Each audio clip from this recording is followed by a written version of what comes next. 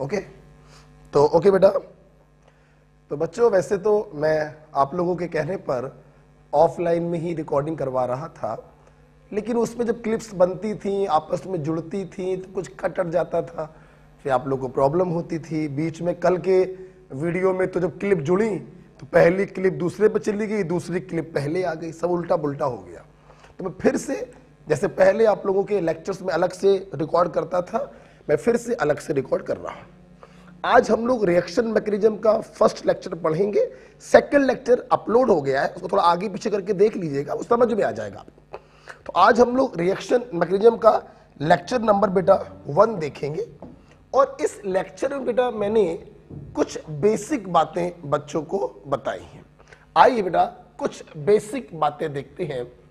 से बेसिक बात नंबर 1 जो आपको आती है, दैट इज हाइब्रिडाइजेशन। देखिए बेटा, हाइब्रिडाइजेशन निकालने की ट्रिक आपने केमिकल बॉन्डिंग में पढ़ी है, जो हम लोग ऑर्गेनिक मॉलिक्यूल पर लगाते हैं, और वो ट्रिक है sp3 पाइरो। लेकिन बेटा ये ट्रिक आप तब लगाइएगा जब कार्बन के पास सिर्फ बॉन्ड्स हो, सिंगल एंड डबल और ट्रिपल, मतलब सिग्मा और पाई बॉन्ड हो, कोई चार्ज आर्ज होना नहीं चाहिए। When carbon have only sigma oblique pi bond, कोई चार्ज वगैरह होना नहीं चाहिए, तो हम इस ट्रिक का इस्तेमाल करते हैं। फॉर एग्जाम्पल, मैंने आपसे कहा लेफ्ट टू राइट प्रत्येक कार्बन का हाइब्रिडाइजेशन बताइए। सही आ रहा है बेटा? सही आ रहा है? अच्छा, तो इस कार्बन ने बच्चों देखो एक पाई बॉन्ड बनाया, 3 में से 1 को माइनस कर दो, sp2 हो गया। इसने भी एक पाई बॉन्ड बनाया, sp2 हो गया। इसने एक भी पाई बॉन्ड नहीं बनाया, तो 3 में से 0 को माइनस करोगे 3 बचेगा। अच्छा, इसने बेटा 2 पाई बॉन्ड बनाए तो sp हो गया, और इसने भी बेटा 2 पाई बॉन्ड बनाए तो sp हो गया। ठीक है बेटा? अच्छा, इसे मान लीजिए मैं कोई एग्जांपल और ले लेता हूं। ये तभी आप लगाइएगा जब कार्बन पर कोई चार्ज वगैरह ना हो। ओके, मैंने आपको एक ये मॉलिक्यूल बना कर दिया और आपसे बोला स्टार मार्क कार्बन्स का हाइब्रिडाइजेशन बताइए। आप देख सकते हैं इसने कोई भी पाई बॉन्ड नहीं बनाया है, 3 में से 0 घटाइए, 3 बचेगा। एक पाई बॉन्ड बनाया, 3 में से 1 घटाइए, 2 बचेगा। इसने भी एक पाई बॉन्ड बनाया, 3 में से 1 घटाइए, 2 बचेगा। ठीक है, तो आप किसी का भी हाइब्रिडाइजेशन निकाल सकते हैं। अच्छा बेटा, लेकिन सोचो अगर कार्बन पे कोई चार्ज वगैरह हो, पॉजिटिव हो, नेगेटिव हो, अनपेयर्ड इलेक्ट्रॉन हो, तो वहां पर फिर हम इस ट्रिक से काम नहीं करेंगे। वहां पर बेटा हम लोग कॉन्सेप्ट का इस्तेमाल करेंगे, electron pair method, that is bond pair plus lone pair. ठीक है, तो पहला तरीका ये हो गया। और दूसरा तरीका बेटा हम लोग लगाएंगे electron pair method, that is bond pair plus lone pair. आप हमेशा ध्यान रखिएगा कि हाइब्रिडाइजेशन में हम लोग सिग्मा वाले बॉन्ड पेयर काउंट करते हैं, क्योंकि पाई बॉन्ड शेप को डिसाइड नहीं करता। बात करते हैं लोन पेयर की। देखो बेटा, वैसे तो कार्बन के पास कोई लोन पेयर नहीं होता है। क्यों नहीं होता है? बहुत ही आराम से इसको समझ सकते हैं। कार्बन जो है बच्चों वो चौथे ग्रुप का होता है, उसके वैलेंस शेल में 4 इलेक्ट्रॉन होते हैं, 4 की कमी है, वो अपने इन चारों इलेक्ट्रॉनों का साझा कर लेता है। और जब वो अपने चारों इलेक्ट्रॉनों का साझा करेगा तो ऑक्टेट तो पूरा हो गया, लेकिन क्या कोई लोन पेयर बचा? नहीं बचा। इसलिए बेटा कार्बन पर यूजली लोन पेयर नहीं होता। लेकिन एक कंडीशन ऐसी है कि कार्बन पर लोन पेयर आ सकता है, और वो कंडीशन ये है कि अगर यहां पर कार्बन का एक हाथ तोड़ दिया जाए और इस पर माइनस चार्ज लगा दिया जाए। ओके, तो लोन पेयर होने की कंडीशन है अगर कार्बन के ऊपर माइनस चार्ज लगा दिया जाए, अदरवाइज कार्बन के पास लोन पेयर नहीं हो सकता। ओके, जैसे इस चीज के ऊपर मैं एक दो सवाल आपको कराना चाहूंगा। आपने ये लिख लिया होगा, यूजली कार्बन के पास कोई लोन पेयर नहीं होगा, लेकिन अगर उसके ऊपर नेगेटिव लगा दिया जाए तो लोन पेयर हो जाएगा। राइट बेटा? आइए, जैसे देखो, आराम से पढ़ेंगे। जैसे मान लीजिए मैंने बोला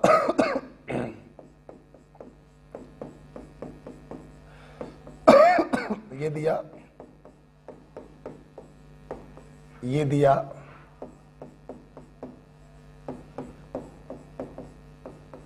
ये दिया,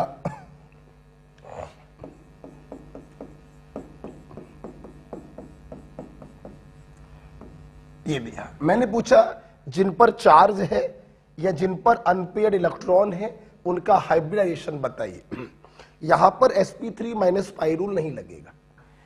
2 और 1 3 sigma bond pair, 1 lone pair, hybridisation sp3। 1 sigma bond pair, negative का मतलब 1 lone pair, hybridisation sp। 2 sigma bond pair, positive में कोई लोन पेयर नहीं होता, hybridisation sp। 1 2 3 3 sigma bond pair, odd electron, unpaired electron को लोन पेयर नहीं मानते हैं, हाइब्रिडाइजेशन बेटा बोलो sp2। तो इस प्रकार से आप किसी भी चार्ज स्पीसीज का हाइब्रिडाइजेशन निकाल सकते हैं with the help of electron pair method. ध्यान रखिएगा, कार्बन पर लोन पेयर आप तभी मानेंगे जब उसके ऊपर नेगेटिव चार्ज होगा, अदरवाइज आप नहीं मानेंगे। ओके बेटा? चलिए, ये हाइब्रिडाइजेशन को लेकर एक पॉइंट मैंने आपको बताया। अब आपको याद होगा मैंने एक पॉइंट आपको केमिकल बॉन्डिंग में पढ़ाया था। हाइब्रिडाइजेशन खत्म नहीं हुआ है, पहला पॉइंट वही चल रहा है, उसी में हम लोग एक स्टेप आगे बढ़ रहे हैं। इसको हटाना चाहेंगे, ठीक है? अगर आपको लगे कि जल्दी मैंने हटा दी है कोई चीज तो वीडियो पॉज करके आप उसको लिख सकते हो, ठीक है? देखिए, अब हाइब्रिडाइजेशन में आपको ध्यान होगा मैंने एक ट्रिक बताई थी, सोप, लोगी, ये सारी चीजें एक दूसरे के डायरेक्टली प्रोपोर्शनल होती हैं, inversely proportional to electronegativity, inversely proportional to bond energy. बेटा, हाइब्रिड ऑर्बिटल को लेकर आपसे कुछ भी पूछा जाए आप इस ट्रिक का इस्तेमाल करेंगे। For hybrid orbital, hybrid orbital को लेकर आपसे कुछ भी पूछा जाए आप इस ट्रिक का इस्तेमाल करेंगे। हम लिखवाएंगे नहीं, आप केमिकल बॉन्डिंग पढ़ चुके हैं जो लिखवा दे रहे हैं। हो सकता है कुछ बच्चों ने केमिकल बॉन्डिंग ना पढ़ पाई हो। साइज ऑफ हाइब्रिड ऑर्बिटल, ओ का बेटा मतलब है ओवरलैपिंग पावर,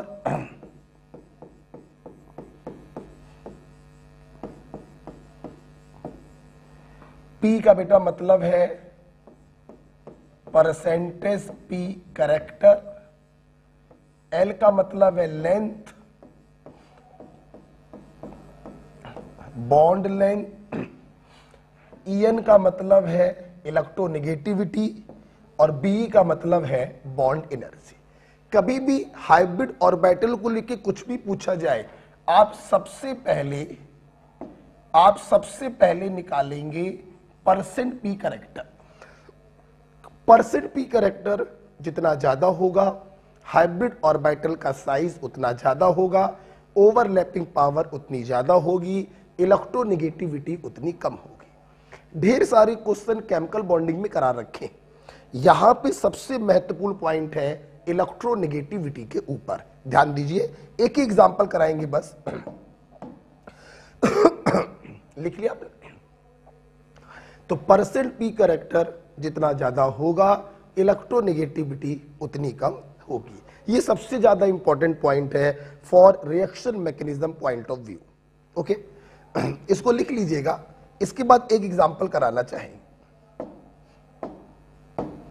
जैसे मान लीजिए हमने आपको sp3, sp2 और sp हाइब्रिड ऑर्बिटल दिया। आप लोग देख रहे हैं अगर मैं परसेंट p की बात करूं तो टोटल परसेंट होता है 100 का।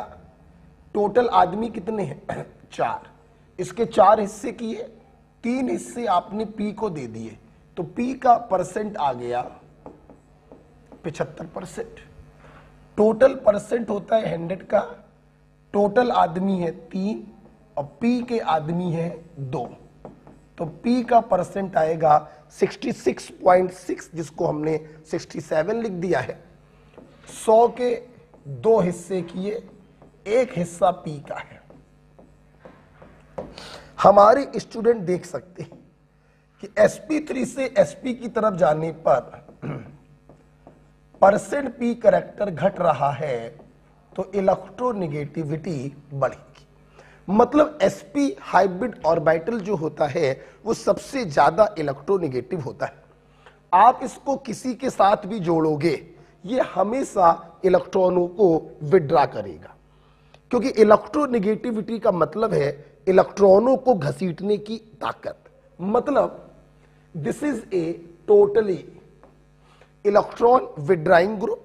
और आपको मैं अभी आगे बताऊंगा इलेक्ट्रॉन विड्राइंग ग्रुप को हम लोग -I ग्रुप के नाम से जानते हैं, जो इलेक्ट्रॉनों को घसीट लेते हैं।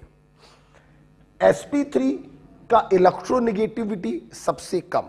एक्चुअली बेटा sp3 इलेक्ट्रोनेगेटिव होता ही नहीं है बेटा, ये इलेक्ट्रोपॉजिटिव ग्रुप है। ये हमेशा इलेक्ट्रॉनों को डोनेट करता है। It is always consider as +I group. क्यों?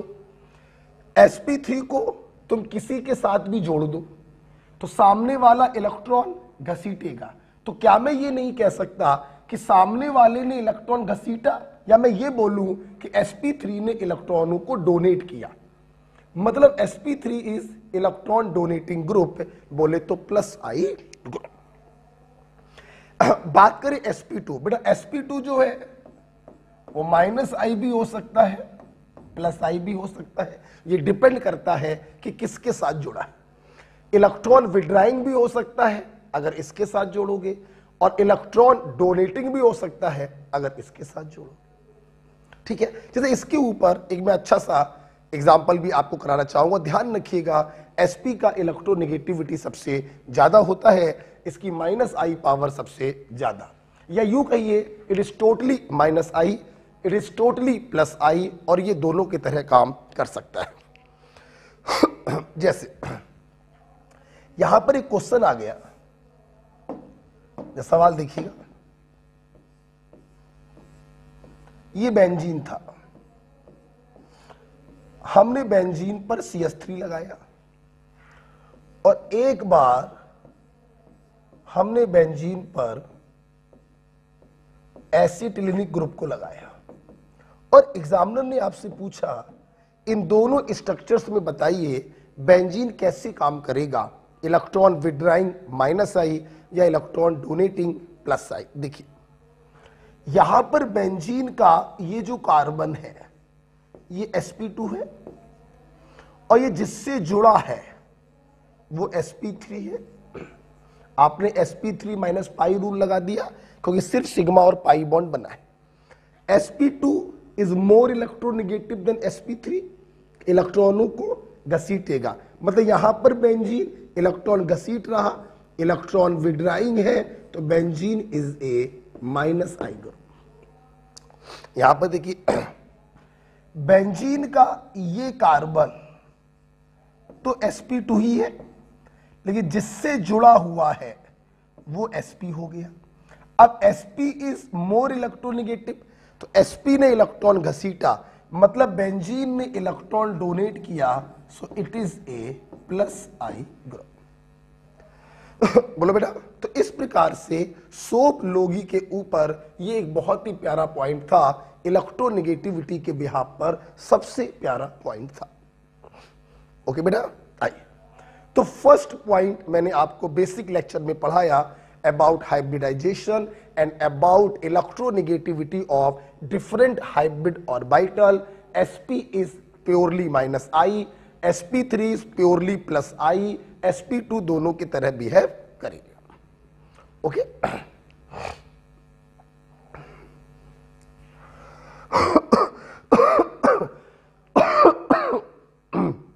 आई, इसको हटाएंगे बेटा। पहला पॉइंट बेटा खत्म होता है। बेसिक पॉइंट में हम दूसरा पॉइंट आपको पढ़ाना चाहते हैं, कंजुगेट एसिड बेस पेयर।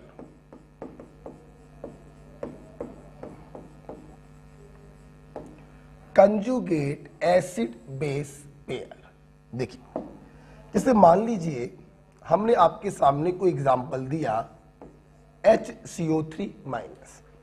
हमने आपसे कहा इस मॉलिक्यूल का कंजुगेट एसिड और कंजुगेट बेस बनाकर दिखाओ। देखो बेटा, अगर किसी का एसिड बनाते हैं तो हम लोग उस स्पीशीज में H+ को ऐड करते हैं, और अगर कंजुगेट बेस बनाते हैं तो उसके अंदर से H+ को बाहर निकालते हैं। हम इसका कंजुगेट एसिड बनाना चाहते हैं, हम इसमें H+ को ऐड करेंगे। सुनो बेटा, जब आपने इसमें H+ को ऐड किया तो फार्मूला बन गया H2CO3, इसके प्लस ने इसके माइनस को खत्म कर दिया, तो इस बाइकार्बोनेट का कंजुगेट एसिड हो गया H2CO3। ओके, आपको इसका कंजुगेट बेस बनाना है। आपने इसके अंदर से H+ को निकाला तो बचेगा क्या, CO3।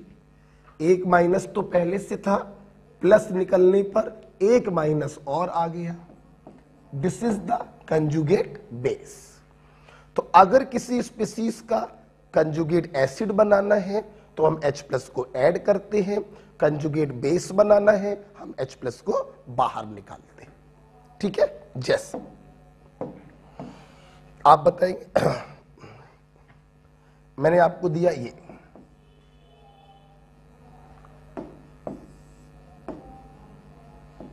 दिया, मैंने आपसे बोला NH3 का कंजुगेट एसिड और कंजुगेट बेस बनाकर दिखाइए। अब कंजुगेट एसिड बनाएंगे तो H+ को ऐड करेंगे, और कंजुगेट बेस बनाएंगे तो H+ को बाहर निकालेंगे। जब H+ को ऐड करोगे बेटा तो फार्मूला हो गया NH4, प्लस अंदर आया, चार्ज आ गया प्लस। जब कंजुगेट बेस बनाओगे H+ को बाहर निकालोगे, NH2, चार्ज आ गया माइनस। तो इस प्रकार से आप किसी का भी कंजुगेट एसिड या बेस बना सकते हैं। ठीक है, चलिए इसका बनाकर दिखाइए। अब तो किसी का बना सकते हो, कोई प्रॉब्लम नहीं। ठीक है, जैसे मान लीजिए मैं आपको दे दूं HS- कंजुगेट एसिड और कंजुगेट बेस आपको बनाना है।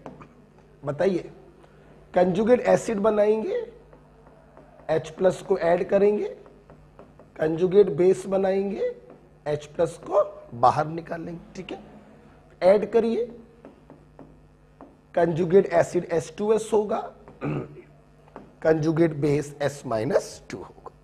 तो किसी का भी आप कंजुगेट एसिड या कंजुगेट बेस बना सकते हैं। अच्छा, लगातार ज्यादा क्लास के चक्कर में गला बैठ जाता है, थोड़ा धीमे धीमे बोलना है।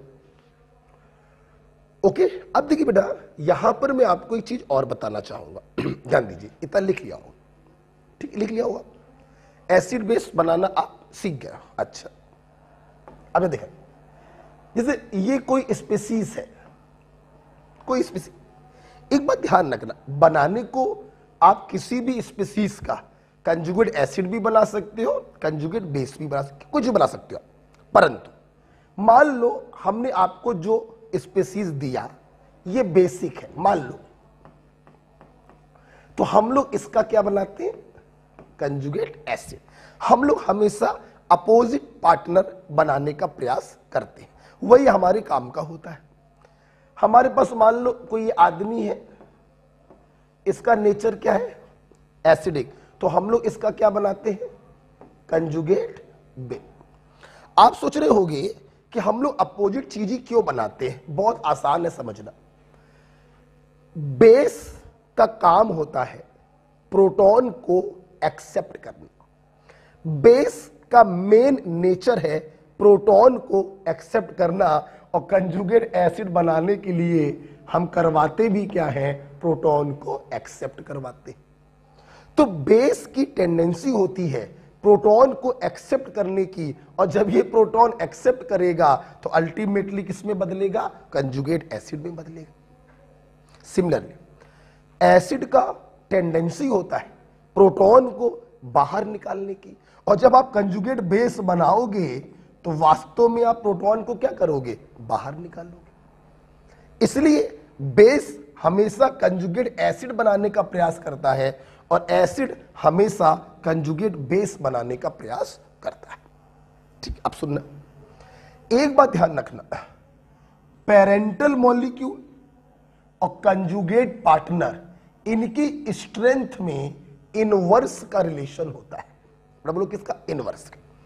अगर बेस का बेसिक स्ट्रेंथ होगा ज्यादा तो उसके कंजुगेट एसिड का एसिडिक स्ट्रेंथ होगा कम। पेरेंटल मॉलिक्यूल और उसके कंजुगेट पार्टनर की स्ट्रेंथ में इनवर्स का रिलेशन होता है। अगर पेरेंटल मॉलिक्यूल कमजोर हुआ तो उसका कंजुगेट पार्टनर स्ट्रांग होगा, हमेशा ध्यान रखें। ठीक है, इसका बहुत ज्यादा यूज होता है इन कंपाउंडों में। जरा देखिए, मान लीजिए मैं आपको कहूं फ्लोराइड, क्लोराइड, ब्रोमाइड, आयोडाइड, हमने आपको 4 एनायन दिए और हमने आपसे ऑर्डर ऑफ बेसिक स्ट्रेंथ पूछा। मतलब हमने आपको 4 क्या दिए हैं, बेस दिए, तभी तो बेसिक स्ट्रेंथ का ऑर्डर पूछा। सुनना, आपको हमने बेस दिए जिनके बेसिक स्ट्रेंथ का ऑर्डर पूछना है, तो आप बनाओगे क्या, कंजुगेट एसिड। क्या बनाओगे, कंजुगेट एसिड। हमने इनके कंजुगेट एसिड बनाए H+ को ऐड करके, HF, HCl, HBr, HI। अब देखना, ये मैंने क्या बना दिए, कंजुगेट एसिड।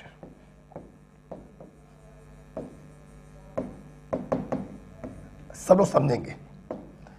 आप लोगों ने पीरियोडिक टेबल में पढ़ा HF, HCl, HBr, HI में सबसे ज्यादा एसिडिक होता है HI। सुनना, अगर कंजुगेट पार्टनर स्ट्रॉन्ग तो पेरेंटल मॉलिक्यूल वीक, और कंजुगेट पार्टनर वीक तो पेरेंटल मॉलिक्यूल स्ट्रॉन्ग। उनकी स्ट्रेंथ में इनवर्स का रिलेशन होता है। अगर ये ऑर्डर है एसिडिक स्ट्रेंथ का तो ये ऑर्डर होगा बेसिक स्ट्रेंथ का। गॉट इट बेटा। फॉर एग्जाम्पल, एक एग्जाम्पल और लेना चाहेंगे क्योंकि ये बहुत ही इंपॉर्टेंट चीज है। तो देखिए,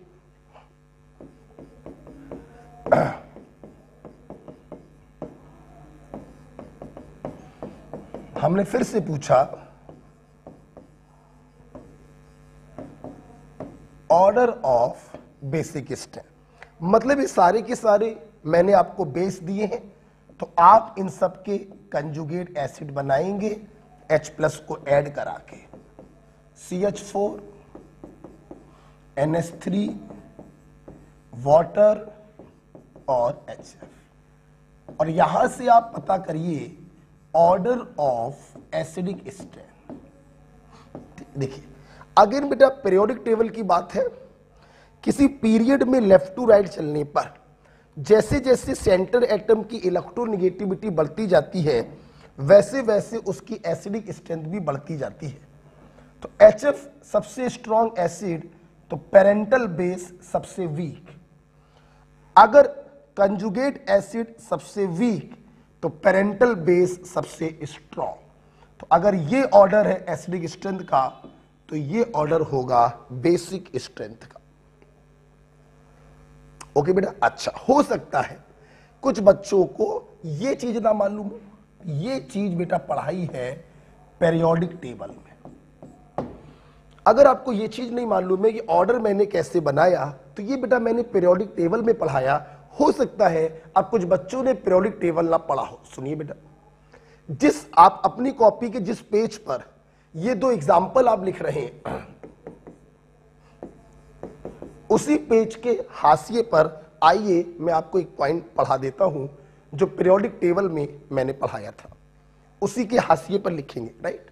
आप पॉज करके लिख लीजिएगा इसको। देखिए देखिए,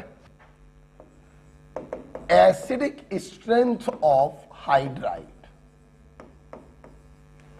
कभी भी हाइड्राइड का एसिडिक स्ट्रेंथ आपसे पूछा जाए, ये दो चीजों से देखा जाता है। एक इलेक्ट्रोनेगेटिविटी से भी देखते हैं और एक बेटा बॉन्ड लेंथ से भी देखते हैं। ध्यान रखिएगा, acidic strength is directly proportional to electronegativity.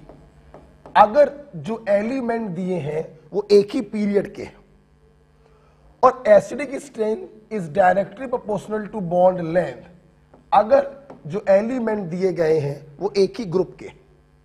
तो पीरियड में चल रहे हो तो इलेक्ट्रोनेगेटिविटी से देखोगे, और ग्रुप में चल रहे हो तो बॉन्ड लेंथ से देखोगे। ये बच्चों मैंने पीरियोडिक टेबल में हाइड्राइडो का एक पॉइंट पढ़ाया था। आप खुद देखिए, अब समझ जाओगे, अब लिखने की जरूरत नहीं है। नीचे एग्जांपल अभी भी कराया था, आप खुद देखिए। ये जो मैंने आपको हाइड्राइड दिए हैं ये एक ही ग्रुप के हैं। फ्लोरीन, क्लोरीन, ब्रोमीन, आयोडीन एक ही ग्रुप के। जब ग्रुप में हम लोग चलते हैं तो बॉन्ड लेंथ से देखते हैं। ऊपर से नीचे जाने पर बॉन्ड लेंथ बढ़ रही है तो एसिडिक स्ट्रेंथ भी बढ़ती जाएगी। और जो मैंने दूसरा एग्जांपल लिया था, आप खुद देखिए, ये एग्जांपल ग्रुप का नहीं है, पीरियड का है। आप सेकंड पीरियड में लेफ्ट टू राइट चल रहे हैं। Carbon 4th, nitrogen 5th, oxygen 6th, fluorine 7th। Group बदल रहा, पीरियड क्या है, सेम। आप लेफ्ट टू राइट पीरियड में चल रहे हैं, आप इलेक्ट्रोनेगेटिविटी से देखेंगे, जिसकी इलेक्ट्रोनेगेटिविटी ज्यादा उसकी एसिडिक स्ट्रेंथ भी ज्यादा। ओके, तो एग्जांपल तो नीचे आपने लिख ही लिए हैं, बस ये पॉइंट आप लिख लीजिए हाशिए पर। तो इस प्रकार से आपने कंजुगेट एसिड और बेस हमसे सीखा।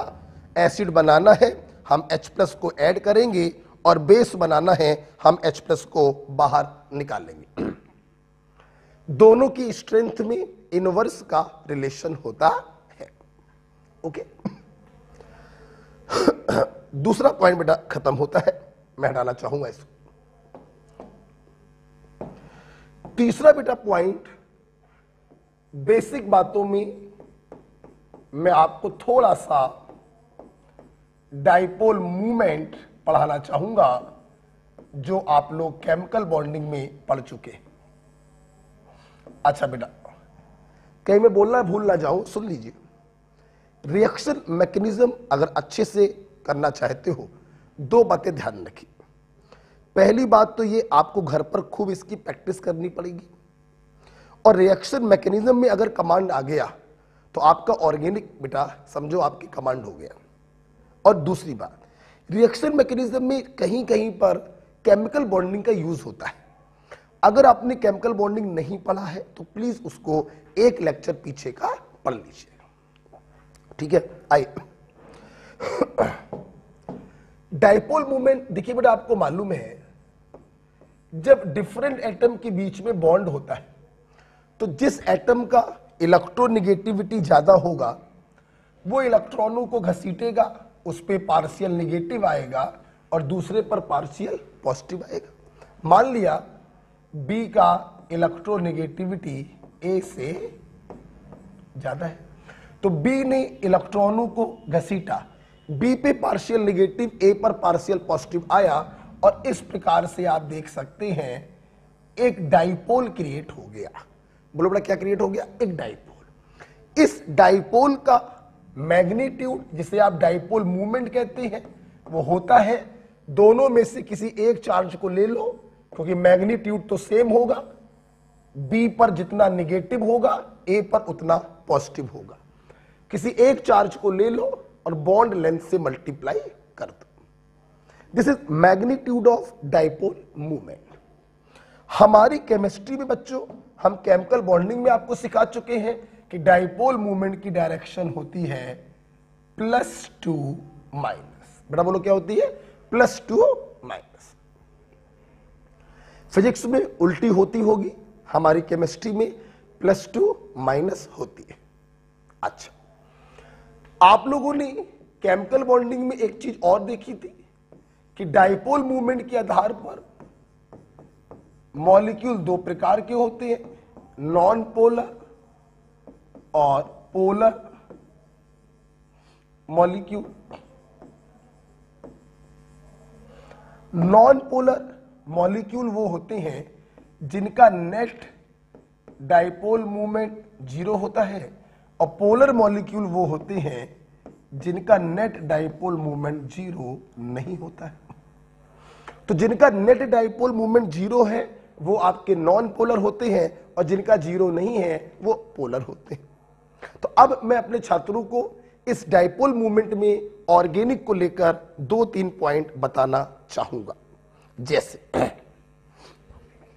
आइए इसको आप लिख लीजिएगा। पहला पॉइंट देखिए बेटा, पहला पॉइंट क्या? Alkane and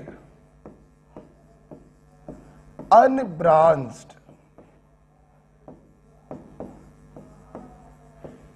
aromatic hydrocarbon are non polar.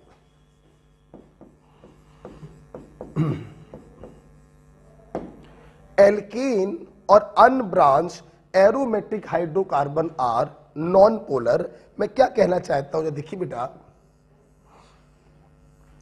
मान लो ये 5 कार्बन का एल्केन है, IUPAC आप पढ़ चुके हैं, फार्मूला होगा C5H12। ये बेटा नॉन पोलर होगा, कहीं पर ब्रांचिंग लगा दे तो भी नॉन पोलर होगा, उससे कोई फर्क नहीं पड़ता। Alkane are always non polar, net dipole movement होगा 0। हमने बोला बेंजीन, ये भी बेटा क्या होगा? नॉन पोलर होगा। लेकिन अगर किसी एरोमेटिक हाइड्रोकार्बन में, अगर किसी एरोमेटिक हाइड्रोकार्बन में आप कोई ब्रांचिंग लगा देते हैं तो ध्यान रखिएगा फिर वो नॉन पोलर नहीं पोलर होगा। जैसा हम देखेंगे ये भी क्या है? Non polar. बेंजीन भी क्या है? Non polar. लेकिन टोल्यून क्या होगा? पोलर। मैं उम्मीद करता हूं मेरे बच्चों को ये चीज समझ में आनी चाहिए। This carbon is sp2, this carbon is sp3। sp2 की इलेक्ट्रोनेगेटिविटी ज्यादा, तो यहां पे पार्शियल नेगेटिव और यहां पे पार्शियल पॉजिटिव, तो चार्ज डेवलप हो रहा है, और चार्ज डेवलप होगा तो उसका डाइपोल मूवमेंट भी होगा।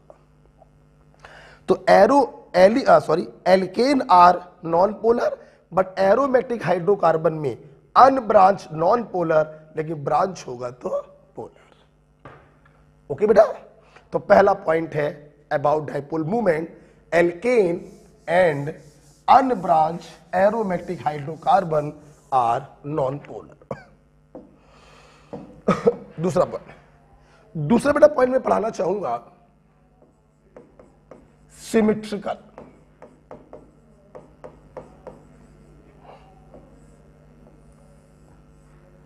सिमेट्रिकल। क्या भाई, इसको हटा दो बच्चों, ठीक है।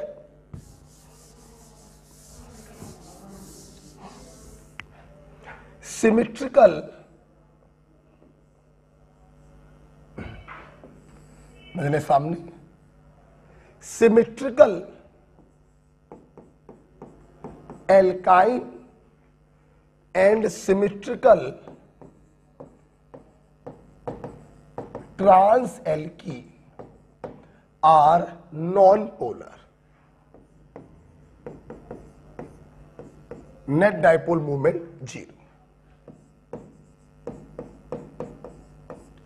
Symmetrical alkyne and symmetrical trans alkene are non polar. हम लोग रटेंगे नहीं, समझने का प्रयास करें।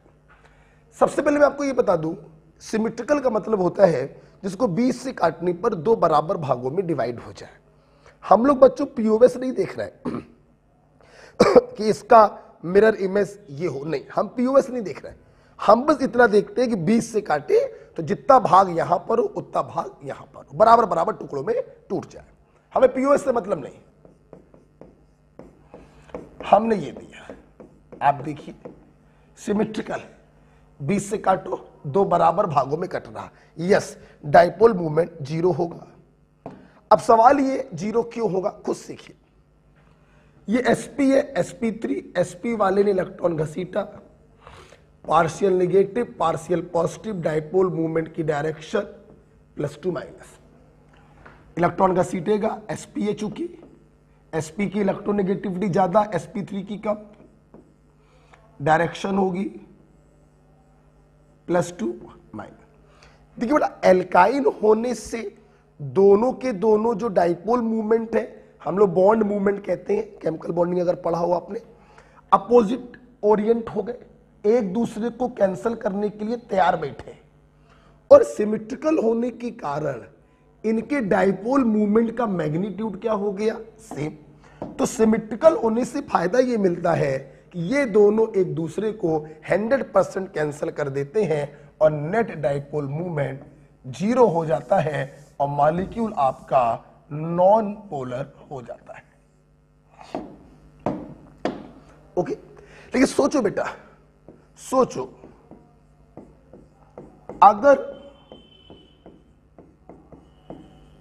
अगर ये मॉलिक्यूल अनसिमेट्रिकल हो, समझना मेरी बात, अगर ये मॉलिक्यूल अनसिमेट्रिकल होगा तो पार्शियल नेगेटिव पार्शियल पॉजिटिव ये हुआ, और पार्शियल नेगेटिव पार्शियल, आप अभी सेकेंड लेक्चर में पढ़ेंगे कि मिथाइल की तुलना में इथाइल एक ज्यादा इलेक्ट्रॉन डोनेटिंग ग्रुप होता है, इसकी प्लस-i पावर मिथाइल से ज्यादा होती है। तो यहां पर जो ये चार्ज आएंगे बेटा, ये ज्यादा होंगे, तो इसका मैग्नीट्यूड भी ज्यादा होगा। मतलब ये होगा μ1, ये होगा μ2, एक दूसरे को 100% कैंसल नहीं कर पाएंगे, ये मॉलिक्यूल क्या होगा, पोलर। तो सिमेट्रिकल होने से फायदा ये मिलता है कि दोनों के मैग्नीट्यूड बराबर होते हैं, एक दूसरे को 100% कैंसिल कर देते हैं, और अनसिमेट्रिकल होने से कैंसिल नहीं कर पाते। अब आते हैं ट्रांस एल्कीन। देखो बेटा, जैसे ट्रांस एल्कीन नॉन पोलर कैसे होता है, सिमेट्रिकल होगा तभी नॉन पोलर होगा, ध्यान रखिए। सिमेट्रिकल है, 20 से काटने पे बराबर भागों में डिवाइड हो रहा है। मैंने पहले ही बोला था, हम पीओएस यूएस की बात नहीं करते हैं, पर दो बराबर भागों में डिवाइड होना चाहिए। देखिए, हेलोजन हमेशा कार्बन से ज्यादा इलेक्ट्रोनेगेटिव होता है, फिर इसका हाइब्रिडाइजेशन चाहे कुछ भी हो, तो प्लस माइनस +2 माइनस, ट्रांस होने से दोनों डाइपोल अपोजिट डायरेक्शन में ओरिएंट हो गए, और सिमेट्रिकल होने से दोनों का मैग्नीट्यूड क्या हो जाएगा, बराबर हो जाएगा, एक दूसरे को कैंसिल कर देंगे, मॉलिक्यूल नॉन पोलर हो जाएगा। ठीक है, तो ट्रांस होने का फायदा क्या है, दोनों डाइपोल अपोजिट ओरिएंट हो गए, और सिमेट्रिकल का फायदा क्या है, दोनों का मैग्नीट्यूड सेम होगा। सोचो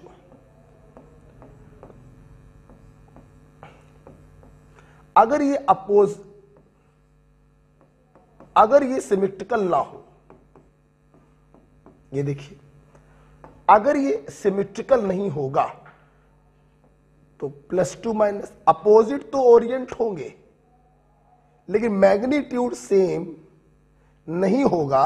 क्यों नहीं सेम होगा? जब फ्लोरीन की इलेक्ट्रोनेगेटिविटी ज्यादा है तो चार्ज की वैल्यू ज्यादा होगी तो डाइपोल मूवमेंट भी ज्यादा होगा, एक दूसरे को 100% कैंसल नहीं कर पाएंगे, इसका नेट डाइपोल मूवमेंट 0 नहीं होगा, ये मॉलिक्यूल पोलर होगा। तो सिमेट्रिकल एल्काइन और symmetrical trans alkene non polar है, अगर अनसिमेट्रिकल होंगे तो पोलर होंगे। ये सेकंड पॉइंट था। ठीक है, पहला पॉइंट क्या बताया था एल्केन को लेकर, और दूसरा पॉइंट बताया सिमेट्रिकल एल्काइन और सिमेट्रिकल ट्रांस एल्कीन को लेकर, जो नॉन पोलर होंगे, अनसिमेट्रिकल होंगे तो पोलर होंगे। राइट, इसको मैं हटाना चाहूंगा। Okay, last point dipole movement को लेकर बेटा है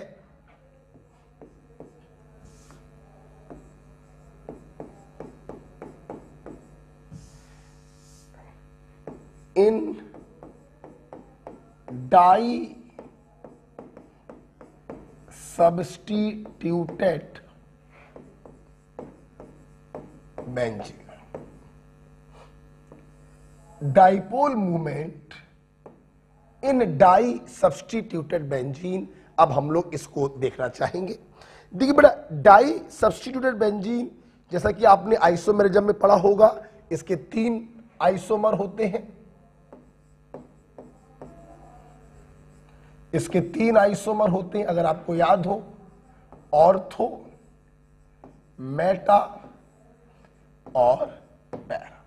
डाई सब्स्टिट्यूटेड का मतलब होता है, आप इसको इधर ही पर लिख लीजिएगा, जस्ट ए मिनट, 2 बार क्यों लिखे, आप इसको ऐसे लिखिए कि भाई डाई सब्स्टिट्यूटेड का मतलब है एक ग्रुप लगाया, एक ग्रुप और लगा दिया, डाई सब्स्टिट्यूटेड हो गया। इसके 3 रूप होते हैं, ऑर्थो, मेटा और पैरा। ओके, अब डाई सब्स्टिट्यूटेड बेंजीन में हम डाइपोल मूवमेंट को कैसे कंपेयर करते हैं, देखिए जरा। यहां पे 2 केस बनेंगे। केस नंबर 1 होगा बेटा, if nature of both group is same.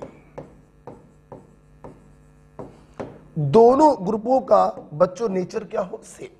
या तो दोनों इलेक्ट्रॉन विड्राइंग हो या फिर दोनों इलेक्ट्रॉन डोनेटिंग हो।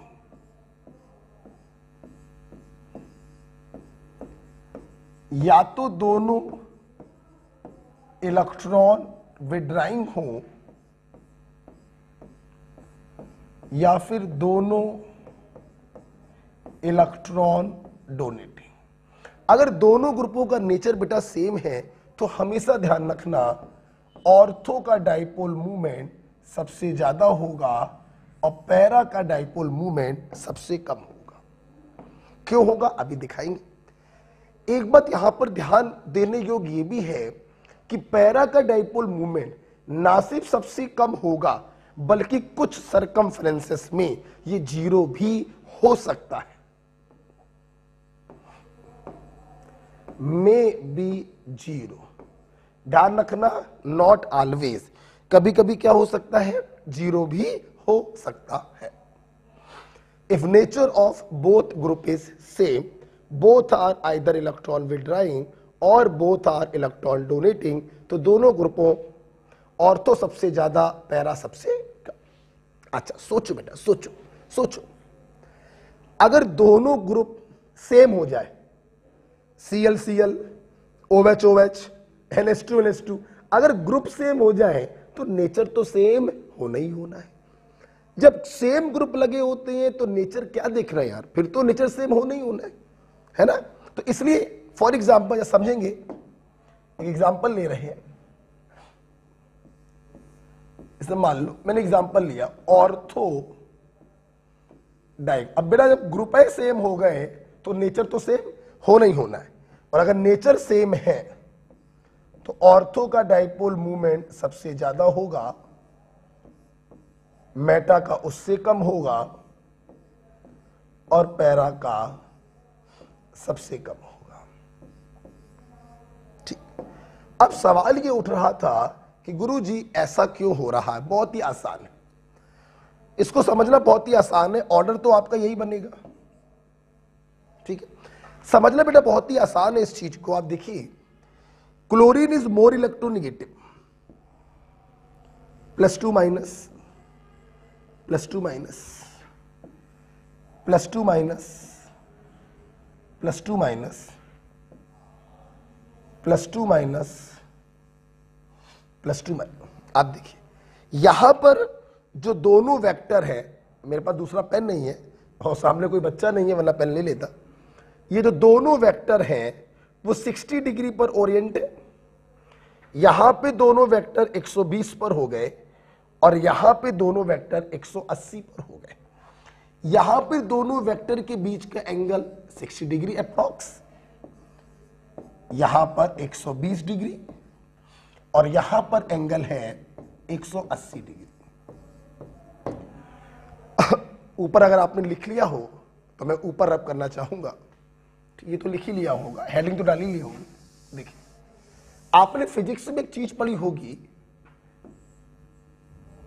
जब दो वेक्टर थीटा एंगल पर होते हैं, वेक्टर ए और वेक्टर बी, तो उनका रिजल्टेंट का जो मैग्नीट्यूड होता है वो A square plus B square plus twice A B cos theta होता है। शायद आपने ये फार्मूला पढ़ा होगा, दो वेक्टरों के रिजल्टेंट का ये फार्मूला होता है। अब देखो, आपको मालूम होना चाहिए थीटा की वैल्यू जितनी ज्यादा होती है कॉस थीटा उतना कम होता जाता है, और कॉस थीटा जितना कम होगा रिजल्टेंट की वैल्यू उतनी कम हो जाएगी। क्लियर? तो जैसे जैसे थीटा की वैल्यू बढ़ती जाएगी कॉस थीटा कम होता जाएगा, रिजल्टेंट भी कम होता जाएगा, ऑर्थो सबसे ज्यादा और पैरा सबसे कम। ओके बच्चों, बात बेटा मेरी क्लियर हो रही है? अच्छा, अभी थोड़ी देर में मैं आपको यह भी बताऊंगा कि पैरा का 0 कब हो सकता है। जैसे इस केस में 0 है, अभी बता दूंगा आपको। तो अगर दोनों ग्रुपों का नेचर सेम है तो ऑर्थो का डाइपोल मूवमेंट सबसे ज्यादा, पैरा का सबसे कम। पैरा का 0 हो भी सकता है, नहीं भी हो सकता। तो आइए क्यों ना केस 1 में हम एक बॉक्स बनाकर ये लिख लें कि पैरा का 0 कब होगा कब नहीं होगा। इसको हटाना चाहेंगे, इसको भी हटाना चाहेंगे, ठीक है।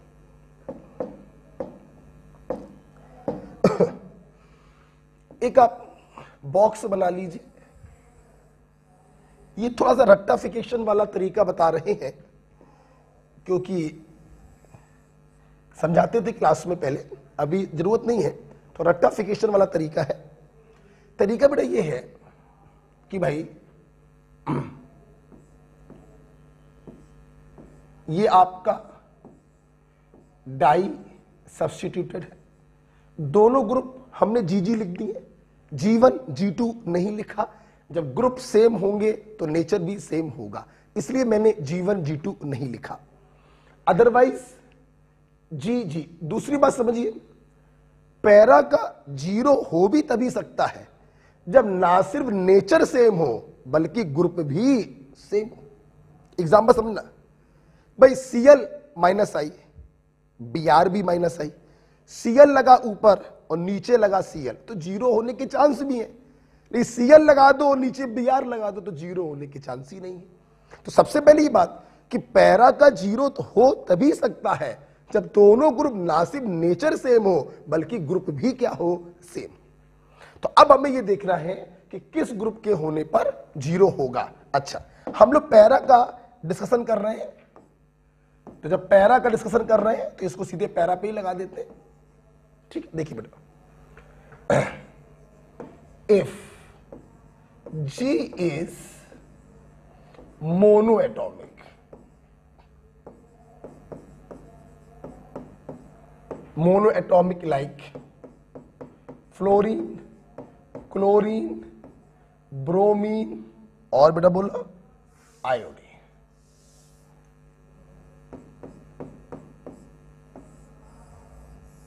इफ ग्रुप इज मोनोएटॉमिक, अगर बेटा आपका जो ग्रुप है अगर वो मोनोएटॉमिक है तो ध्यान रखिएगा पैरा वाले का डाइपोल मोमेंट 0 होगा। दूसरा, if group is linear like Cn, like CS3, like NO2, ठीक है, ये लगा दिया है तो भी इसका बेटा क्या होगा 0 होगा। क्लियर?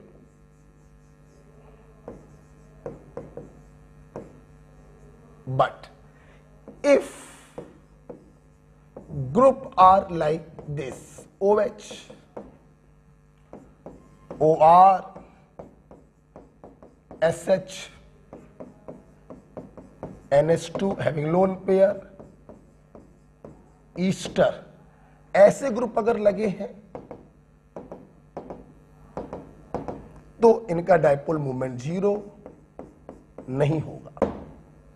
ओके, तो लोन पेयर कंटेनिंग ग्रुप लगे हैं, लोन पेयर कंटेनिंग ग्रुप लगे हैं तो 0 नहीं होगा। लोन पेयर कंटेनिंग एटम लगा है जो मोनो एटॉमिक हो तो 0 होगा।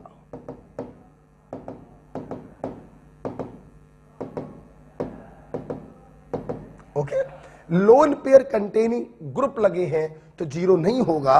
लोन पेयर कंटेनिंग एटम लगे हैं तो 0 होगा, और लीनियर ग्रुप लगे हैं तो भी 0 होगा। नॉन लीनियर ग्रुप लगे हैं 0 नहीं होगा। क्लियर बच्चों? अच्छा चलिए बेटा, तो इस प्रकार से पैरा का 0 हम लोग समझेंगे कब 0 होगा और कब 0 नहीं होगा। ठीक है, चल, तो हम लोगों ने केस 1 देखा, अगर दोनों ग्रुपों का नेचर सेम है तो ऑर्थो का सबसे ज्यादा, पैरा का सबसे कम, और पैरा का 0 हो सकता है नहीं भी हो सकता। कब होगा बस ये याद रखिए, मोनो एटॉमिक ग्रुप लगे हो या लीनियरली अरेंज ग्रुप लगे हो लाइक CN, एल्काइल और नाइट्रो ग्रुप। ओके बेटा, चल राइट। अब हम लोग केस 2 में जाएंगे। केस 2 बेटा क्या है? If nature of both group is different, if nature of both group is different, मतलब एक लगा हो इलेक्ट्रॉन विड्राइंग और दूसरा लगा हो इलेक्ट्रॉन डोनेटिंग। एक लगा हो इलेक्ट्रॉन विड्राइंग और दूसरा लगा हो इलेक्ट्रॉन डोनेटिंग, तो हमेशा ध्यान रखना मामला जस्ट रिवर्स हो जाता है। ऑर्थो का सबसे कम हो जाएगा और पैरा का सबसे ज्यादा हो जाएगा। यहां पे ध्यान देने योग्य बात बेटा ये है कि इसके पहले वाले केस में जब दोनों का नेचर सेम था तो पैरा का सबसे कम हो गया और कभी कभी 0 भी हो गया। यहां पर ऑर्थो का सबसे कम जरूर हो गया बट नेवर बी 0। लेकिन बेटा बताओ ये 0 कभी नहीं होगा। इस बात को आप हमेशा ध्यान रखिएगा, ये 0 बच्चों कभी नहीं होगा। ठीक है, जैसे देखिए इसको समझाने के लिए मैं एक एग्जांपल लेना चाहूंगा। मान लीजिए एक NO2 ग्रुप ले लिया, -I, एक CH3 ले लिया +I, दोनों का नेचर जस्ट अपोजिट है। पैरा का सबसे ज्यादा होगा ऑर्थो का सबसे कम होगा। आप खुद समझेंगे, मुझे समझाने की जरूरत नहीं पड़ेगी। देखिए माइनस आई है, इलेक्ट्रॉन घसीटेगा, ये प्लस आई है, इलेक्ट्रॉन डोनेट करेगा, यहां प्लस यहां माइनस, डाइपोल की डायरेक्शन फिर समझिए। NO2 इलेक्ट्रोनेगेटिव है, इलेक्ट्रॉन घसीटेगा, एक दिखा दे रहे हैं, बाकी समझ लीजिएगा। तो इस पे माइनस, इस पे प्लस, डाइपोल की डायरेक्शन होती है +2 माइनस। यहां पर देखिए sp2 इलेक्ट्रॉन घसीटेगा, इस पे प्लस, इस पे माइनस, डायरेक्शन ऐसी आएगी, something like this, something like this. Oh my God, हमारे चार्ज समझ सकते हैं। अच्छा बेटा एक बात बताओ, इस वेक्टर और इस वेक्टर के बीच में कितने का एंगल है? 60 का। हम बेटा लात मार देंगे मोबाइल में घुसकर, मोबाइल में घुसकर लात मार देंगे। क्या नहीं पढ़ी है फिजिक्स? इन दो वेक्टरों के बीच में एंगल क्या है? ये वाला एंगल होगा क्या? नहीं मेरे भाई, हम लोग एंगल वो निकालते हैं, हम लोग एंगल वो निकालते हैं जब टेल से टेल मिली हो, तो हम लोग इसको आगे बढ़ाते हैं और इस एंगल को हम वेक्टर के बीच का एंगल मानते हैं। ठीक है, तो यहां पर देखिए बच्चों, ये ऐसे जा रहा था, इसको जब आगे ले जाओगे तो ऐसे और ऐसे में एंगल होगा 120 डिग्री। यहां देखो, ये ऊपर जा रहा और ये आगे जा रहा, एंगल होगा 60। और यहां पे देखो बच्चों, एंगल क्या हो गया? 0 डिग्री का एंगल हो गया। तो आप देख सकते हैं मामला जस्ट उल्टा हो गया। ऑर्थो में एंगल सबसे ज्यादा है, कॉस थीटा सबसे छोटा होगा, तो रिजल्टेंट भी सबसे छोटा होगा। लेकिन बच्चों एक बात बताओ, क्या ये रिजल्टेंट कभी 0 हो सकता? नहीं, 0 दो कारणों से नहीं हो सकता। एक तो दोनों वेक्टर अपोजिट ओरिएंट नहीं है, और दूसरा अपोजिट हो भी जाए तो दोनों सेम नहीं है। इन दोनों का मैग्नीट्यूड जीवन में सेम नहीं होगा। जब तक मैग्नीट्यूड सेम नहीं होगा तब तक कैंसल आउट नहीं होगा। ओके, तो इस प्रकार से आप लोगों ने डाइपोल मोमेंट को हमसे सीखा।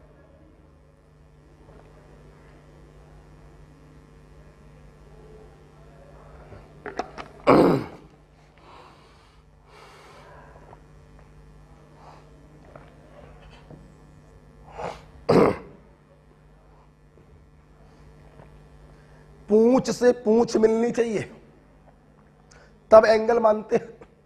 पूंछ से सर मिला दोगे तो वो एंगल ना मानेंगे हम लोग। ठीक है, पहला पॉइंट आपने हाइब्रिडाइजेशन पढ़ा, उसमें सोप लोगी वाले ट्रिक आपने देखी। sp is highly electronegative -i, sp3 is electropositive +i।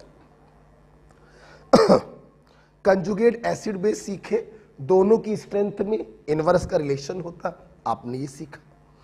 Dipole movement में 3 एग्जांपल आप लोगों ने देखे, ये पूरा क्लियर हो गया। चौथा पॉइंट लेक्चर 1 का लास्ट पॉइंट है, मैं इनको हटाना चाहूंगा।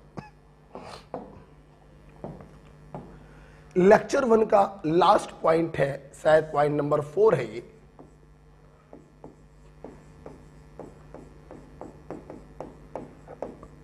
बॉन्ड फिजन या क्लीवेज।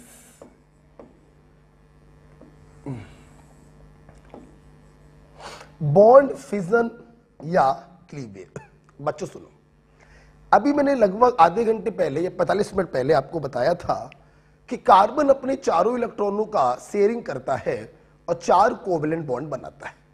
हम लोग पढ़ रहे हैं ऑर्गेनिक केमिस्ट्री, बोले तो कंपाउंड्स ऑफ कार्बन। मतलब हमारे पास चारों तरफ सिर्फ कोवेलेंट बॉन्ड ही पढ़ने हैं। कोवेलेंट बॉन्ड को तोड़ना कहलाता है बॉन्ड फिजन या क्लीवेज, राइट। तो व्हाट इज बॉन्ड फिजन?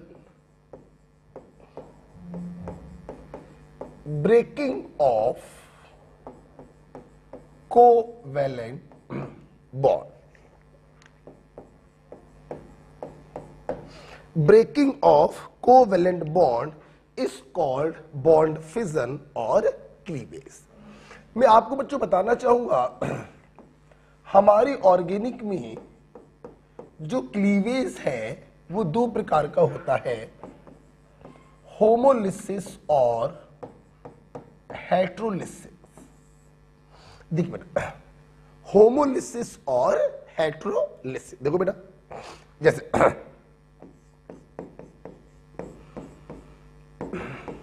जैसे ये देखो बेटा, एक बात बताओ, ये कोवलेंट बॉन्ड कैसे बना? एक इलेक्ट्रॉन इस कार्बन ने दिया, एक इलेक्ट्रॉन इस कार्बन ने दिया, दोनों के बीच में एक कोवलेंट बॉन्ड बन गया। अगर कोई कोवलेंट बॉन्ड ऐसे टूटे कि दोनों एटम अपने अपने इलेक्ट्रॉन को लेकर अलग हो जाए, तो this type of breaking is called homolysis. बेटा होमो का मतलब होता है एक समान, मतलब दोनों के दोनों जो एटम हैं वो अपने अपने इलेक्ट्रॉन को लेकर अलग हो गए हैं। Such type of breaking is called homolysis. सुनना बेटा, देखो बेटा, भाई इसने अपने इलेक्ट्रॉन को लिया, इसने अपने इलेक्ट्रॉन को लिया, तो ना इस पर कोई चार्ज आया ना इस पर कोई चार्ज आया। चार्ज बच्चों तब आता है जब कोई एक एटम दूसरे के इलेक्ट्रॉन को लेके अलग हो जाए। तो जो दूसरे के इलेक्ट्रॉन को लेके अलग होता है उस पे माइनस आ जाता है और दूसरे पे प्लस आ जाता है। यहां तो दोनों बेटा अपने अपने इलेक्ट्रॉन को लेकर अलग हुए हैं, तो ना किसी पे प्लस ना किसी पे माइनस। हमें प्राप्त होते हैं न्यूट्रल स्पेसीज, और इन्हें हम लोग कहते हैं न्यूट्रल फ्री रेडिकल। बोलो बच्चों क्या कहते हैं? Neutral free radical. अच्छा, एक बात मैं आपको और सिखाना चाहूंगा यहां पे, होमोलिसिस को केमिस्ट्री की भाषा में हाफ कर्व्ड एरो से डिनोट किया जाता है। Half curved arrow, half curved arrow से हम लोग होमोलिसिस को डिनोट करते हैं। और जैसा कि आप लोग देख ही रहे हैं कि होमोलिसिस बेटा तभी पॉसिबल है जब सेम एटम के बीच में बॉन्ड बना हो, मतलब इलेक्ट्रोनेगेटिव डिफरेंस क्या हो? जीरो। जब सेम एटम के बीच में बॉन्ड बना होगा, ना कोई इलेक्ट्रॉन घसीटेगा और ना कोई इलेक्ट्रॉन घसीटवाएगा, डोनेट करेगा।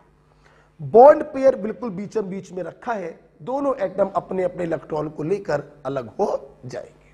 This is homolysis. अच्छा, अगर बेटा हम बात करें हेट्रोलिसिस की, देखो जरा बेटा, हेट्रोलिसिस बेटा तब होता है जब कोई कोवेलेंट बॉन्ड डिफरेंट एटम के बीच में बनता है।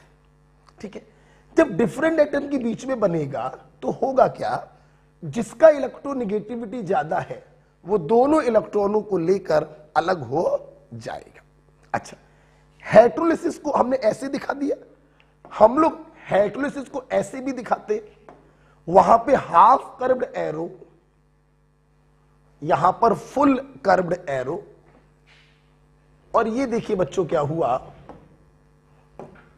CH3 पर प्लस आ गया। शायद समझ गए होंगे इस पे प्लस क्यों आया, इस पे माइनस क्यों। अपना लेके आता तो कोई चार्ज ना आता, अपने साथ साथ दूसरे के भी घसीट लाया तो इस पे माइनस आ गया, उस पे प्लस आ गया। और डेवलप क्या हुए? आयंस डेवलप हुए, कैटायंस एंड एनायन। ओके बेटा, और इसको हम लोग डिनोट करते हैं फुल कर्व्ड एरो से। Full curved arrow. और हेट्रोलिसिस बच्चों तभी पॉसिबल है, आप समझ तो गए होंगे, जब डिफरेंट एटम के बीच में बॉन्ड बने, मतलब इलेक्ट्रोनेगेटिव डिफरेंस जीरो ना हो। ओके, तो homolysis half cupped arrow, neutral free radical बनते हैं। Heterolysis full cupped arrow, cation और एनायन बनते हैं। इलेक्ट्रोनेगेटिव डिफरेंस जीरो होना चाहिए, जीरो नहीं होना चाहिए। अच्छा बेटा, next point, homolysis favoured by non polar solvent. Non polar solvent जैसे बेंजीन, जिनका नेट डाइपोल मूवमेंट 0 हो, CCl4, सब केमिकल बॉन्डिंग में पड़ा है, CS2। जबकि heterolysis is favoured by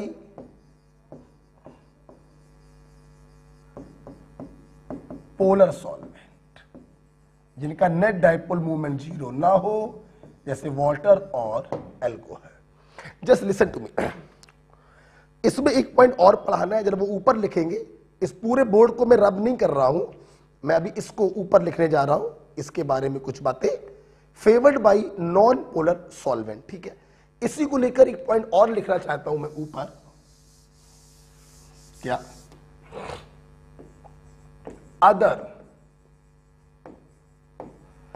other favourable condition. सुनना बेटा, किताबों में ट्रिक लिखी होती है हेल्पर करके, ओपन इंडियन में लिखी हुई है, कोई जरूरत नहीं है हेल्पर पेल्पर की। हमारा कहना है ड्रेस्टिक कंडीशन, एडवर्स कंडीशन, जिन पर जीवन संभव ना हो, वो सारी कंडीशन होमोलिसिस को फेवर करती है। जैसे हाई टेम्परेचर, क्या जीवन पॉसिबल है? नहीं, होमोलिसिस को फेवर करता है। जैसे अल्ट्रा वायलेट रेज हम लोगों के लिए हानिकारक होती है, कैंसर कॉज करती है, होमोलिसिस को फेवर करता है। सनलाइट, ऑफ कोर्स, अब सनलाइट तो हम लोगों के लिए जरूरी है, लेकिन सुबह से लेकर शाम तक सूरज की रोशनी में बैठे रहो तो पगला आ जाओगे भैया, तो अधिक सनलाइट भी हम लोगों के लिए हानिकारक ही होगी। Sunlight, high temperature, ultra violet radiation, current लगा के देख लो भैया अपने, मजा आए तो फेवर नहीं करेगा और ना मजा आए तो फेवर करेगा। तो current is also drastic adverse condition है, हमारे लिए हानिकारक है, अगर हमको छुपा दिया जाए तो फेवर करता है होमोलिसिस को। जैसे peroxide and presence of other free radical. तो ये सारी कंडीशन भी बेटा होमोलिसिस को फेवर करती है। High temperature, ultraviolet radiation, sunlight, current, peroxide and presence of other free radical. Right, homolysis को लेकर एक लास्ट पॉइंट पढ़ाना चाहेंगे आपको हम, free radical inhibitor. Free radical को इनहिबिट करने वाले बच्चों, फ्री रेडिकल के बनने को जो इनहिबिट करेगा, मतलब वो होमोलिसिस का अपोज करेगा। ये सारी कंडीशन होमोलिसिस की फेवरेबल कंडीशन है। अब मैं बताने जा रहा हूं होमोलिसिस को जो अपोज करे, क्योंकि फ्री रेडिकल को वो बर्बाद करेगा, और वो है ऑक्सीजन, आयोडीन और ऑक्सीजन, आयोडीन और एक ये लिख लो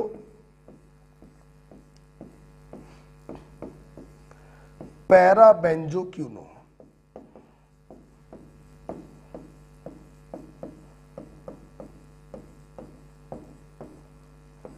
ये सब फ्री रेडिकल इनहिबिटर्स हैं। राइट, तो होमोलिसिस ध्यान रखिएगा, सेम एटम के बीच में होमोलिसिस होती है, न्यूट्रल फ्री रेडिकल पैदा होते हैं, नॉन पोलर सॉल्वेंट और एडवर्स कंडीशन इसको फेवर करती हैं, और फ्री रेडिकल इनहिबिटर होते हैं ऑक्सीजन, आयोडीन और पैराबेंजोक्यूनोन। ओके बच्चों, अच्छा अब देखिए यहां पर आइए जरा, यहां पर फेवर्ड बाई पोलर सॉल्वेंट बताया मैंने। अब यहां पर मेरे पास जगह नहीं है, आप क्या करेंगे, इसके नीचे लाइन खींचेंगे ऐसी, मैं ऊपर कर रहा हूं। यहां पर मैं अपने छात्रों को बताना चाहूंगा कि पोलर सॉल्वेंट दो प्रकार के होते हैं, दो प्रकार के, पोलर प्रोटिक सॉल्वेंट और पोलर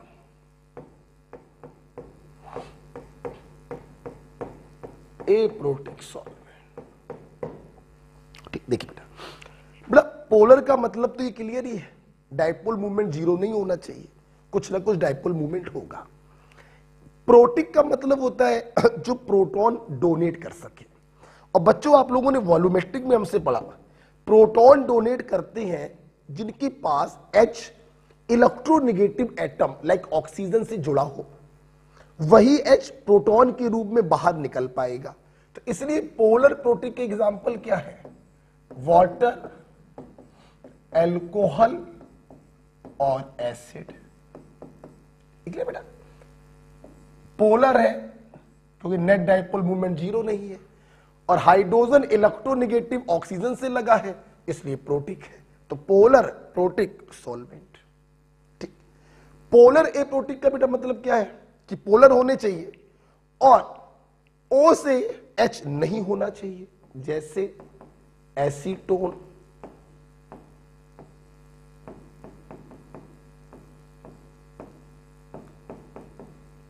जैसे DMS डाइमिथाइल सल्फाइड, जैसे DMSO डाइमिथाइल सल्फॉक्साइड। ओके, तो acetone, DMS, DMSO, these are the example of few polar aprotic solvent. आप देखिए हाइड्रोजन कार्बन से जुड़ा है, नहीं कहीं पर भी ऑक्सीजन से अटैच नहीं है, तो ये are the example of polar aprotic solvent. Like बेटा, तो इस प्रकार से बच्चों आप देखो हमने लेक्चर 1 को पूरा क्या किया, खत्म किया। ओके, ये वीडियो आप जब देख रहे होंगे तो इसके बाद आप चाहे तो लेक्चर 2 को दोबारा भी देख सकते हैं। बेटा अब मैं आपका डेली वीडियो बनाऊंगा, संडे को छुट्टी होती है वो होती है, और मैं अलग से वीडियो अब बनाऊंगा और आपको कोई प्रॉब्लम होने नहीं दूंगा। मेरी पूरी ये कोशिश रहेगी। पहले भी यही कोशिश थी, आप ही लोगों ने जिद करी सर क्लास में बना लिया करो, तो क्लास वाले में प्रॉब्लम होती है, क्लिप में जोड़ने में कुछ कट जाता है, कुछ आगे पीछे हो गया, लेक्चर 2 जैसे हो गया तो प्रॉब्लम आ जाती है। तो अब मैं अलग से आपको बनाया करूं। ठीक है बेटा, ओके। और सुनो बेटा, आप लोग ध्यान रखिएगा, आप सोच रहे होंगे सर अब आपने SW देना बंद कर दिया, गलत सोच रहे हो। मैंने SW देना बंद नहीं किया है। आइए देखते हैं, हटा दे इसको। HW क्या, मैंने आपको पूरे साल का HW दे दिया है in the form of test series. पूरे साल का मैंने SW दे दिया, अगले 5 महीनों का in the form of test series. बच्चों ये टेस्ट सीरीज हम टीचर्स लोग बना रहे हैं, पेपर इसका कोई असिस्टेंट फैकल्टी से नहीं बनवाया जा रहा है। पेपर बहुत अच्छा है, बिल्कुल NTA के अकॉर्डिंग नीट के लेवल का बिल्कुल पेपर है, ना सरल और ना बहुत हाई फाई, बिल्कुल 2021 के पॉइंट ऑफ व्यू से हम लोग बेटा पेपर बना रहे हैं। आप इस टेस्ट सीरीज में प्रयास करिए 600 के अल्ले पल्ले रहने का। यह टेस्ट सीरीज बेटा आपको बहुत ऊपर ले जाएगी। इस टेस्ट पेपर को आप सीरियसली दीजिएगा प्लीज। और यही बेटा आपका SW है, क्योंकि आपके करंट टॉपिक अलग हैं और आपके टेस्ट सीरीज के टॉपिक अलग हैं। तो आपको अपने सिस्टम को ऐसे डेवलप करना है कि आप उन 15 दिनों के अंतराल में अपने टेस्ट सीरीज के टॉपिक को खत्म कर सके। यही बेटा आपका SW है। ओके, बढ़िया बेटा रैंक मारिए, 600 के अल्ले पल्ले नंबर आने चाहिए। ओके, अब डेली बेटा हम लोग ऐसे ही मिला करेंगे। ओके बेटा, थैंक यू।